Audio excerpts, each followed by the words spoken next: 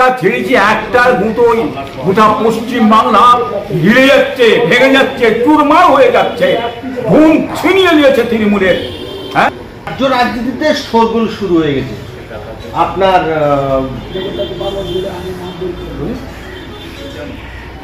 কথা বললেন, তিনি বলেছিল যে আমি 26-এর বিধানসভা দাঁড়িয়ে যেতে পারি কোনো জায়গায়।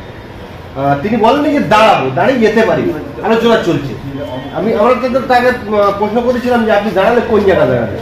তিনি বললেন আমি দাঁড়ালে গরম জায়গা দাঁড়াবো, যার হলে ঠেলাঠেলি হয়তো সেকে নিয়ে। এই নিয়ে রাজ্য রাজনীতিতে মিডিয়া, সোশ্যাল মিডিয়া সমস্ত জায়গায় তোলপাড় যে আব্বাস সিদ্দিকী 26-এ বিধানসভায় ভোট দেওয়া।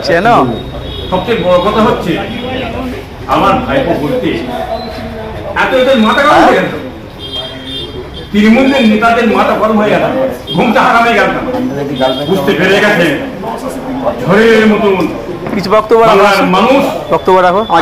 চলে আসছে, কয়জন আছে তোমরা? বামে চলে আসছে, কংগ্রেসে চলে আসছে, ঢোকা যাচ্ছে না। অথব এদের মাথা গরম হয়েছে, তার অধিকার আছে দাঁড়াবার, কি বুঝলেন? সে গরম জায়গায় যদি দাঁড়াবে, নরম জায়গায় দাঁড়াবে কারণ সে তো বাপের বেটা, কি বুঝলেন? সে তো মায়ের দুধ খেয়েছে, অতএব সে দাঁড়ালে অসুবিধে কি আছে? হ্যাঁ, ক্ষমতা থাকে, লড়তা শুনি দেখি, লড়াই করো, যেথো। আমার ভাইপো দাঁড়াবে কি না দাঁড়াবে সেটা আমি জানি, আমার চেয়ে বেশি কেউ জানে না। আমার একটা আঙুলের ইশারায় দাঁড়াবে, কে বলেন? আমার একটা আঙুলের ইশারায় বসে থাকবে, দাঁড়াবে। হ্যাঁ, আমি হুকুম করলেই দাঁড়াবে, না দাঁড়াবে না। এবার আমি ভেবে চিনতে বলবো। ভাবছেন কি আপনারা এত সহজ নাকি? একটা ছেড়েছি তো,